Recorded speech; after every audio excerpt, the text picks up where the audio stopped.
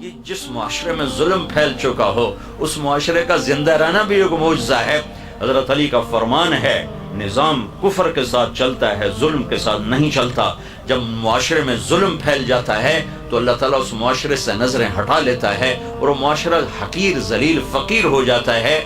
ہمارے زوال کا سبب یہ نہیں کہ بجلی کوئی نہیں اور گیس کوئی نہیں، ہمارے زوال کا بہت بڑا سبب ہے کہ ہمارے عوام بھی ظالم ہیں، ہمارا غریب بھی ظالم ہے، مالدار بھی ظالم ہے، دیہاتی بھی ظالم ہے، شہری بھی ظالم ہے۔ حکومت تو بعد میں آتی، پولیس فوج تو بعد میں آتی ہے، پہلے تو عوام میں ظلم کی جڑیں گہری ہو چکی ہیں اور اس حد تک جا چکی ہیں کہ ظلم کرتے ہوئے احساس ہی نہیں کہ میں کتنا بڑا گناہ کر رہا ہوں۔ شراب پیتے ہوئے احساس ہے کہ گناہ کر رہا ہوں، زنا کرتے ہوئے احساس ہے گناہ کر رہا ہوں، کسی کو دھوکہ دیتے ہوئے کوئی احساس نہیں کہ میں کتنا بڑا ظلم کر رہا ہوں، کتنا بڑا گناہ کر رہا ہوں۔ تین چیزیں ایسی ہیں جو معاشرے کو زیرو کر دیتی ہیں، تباہ کر دیتی ہیں، صفحہ ہستی سے مٹا دیتی ہیں، اور وہ تینوں میرے دیس میں موجود ہیں۔ میں حکمرانوں کو رونا کیا روں اور میں محکموں کا رونا کیا روں، میرا تو ریڑھی والا بھی اس کا شکار ہے۔ ایک ظلم جس معاشرے میں ہوتا ہے وہ معاشرہ زندہ رہنے کا حق کھو دیتا ہے۔ ایک جھوٹ جس معاشرے میں جھوٹ ہوتا ہے وہ عزت کا حق کھو دیتا ہے، ذلت کا طوق ان کے مقدر کر دیا جاتا ہے۔ میرے نبی نے فرمایا تمہیں بڑے گناہ بتاؤں؟ کہ کیا؟ کہ شرک کرنا، قتل کرنا، ماں باپ کی نافرمانی، اور آپ ایسے ٹیک لگا کے بیٹھتے ہیں، ٹیک لگا پھر اور اب بتاؤں، سیدھے ہو گئے، پہلے ٹیک لگا پھر یوں سیدھے ہو گئے، اور اب بتاؤں الا وقول الزور،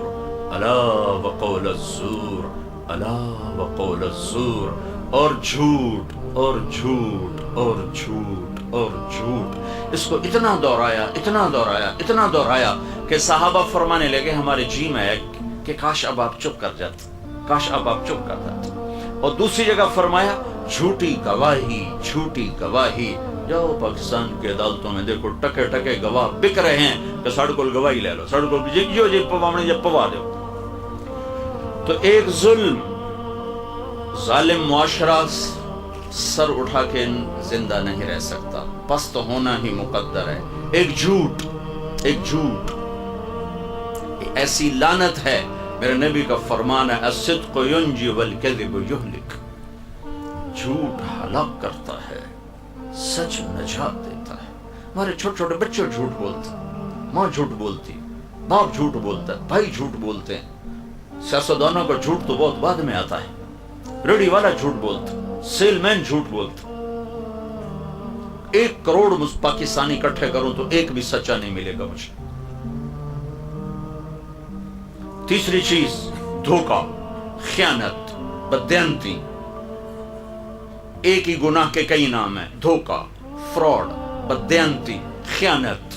جس معاشرے میں خیانت، دھوکہ، فراڈ، بددیانتی داخل ہو جائے اس قوم کے لیے زوال ایسا ہی یقینی ہو جاتا ہے جیسے شام کو سورج کا ڈوبنا یقینی ہوتا ہے۔